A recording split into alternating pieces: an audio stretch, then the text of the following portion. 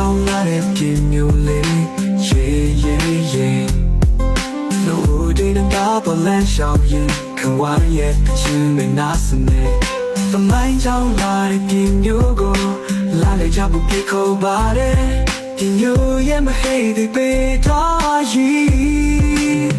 ရာဇဝင်များရဲ့တို့တမီးရဝတီလာပါစာရိတ်ခွေစီလို့ခဏလမ်းမအန်ကြီးကညာချီတမ်းမှာမိုးစားမဲချိုးမျိုးရဲ့ချက်တွေဆောင်ရွေးစံတော့ကိုပူနောက်ကကျင်းတို့ဟောင်းမရှောင်းနေလက်တွေဆောင်အမိုင်းချောင်းတွေတော့ပမာချစ်လေးရဲ့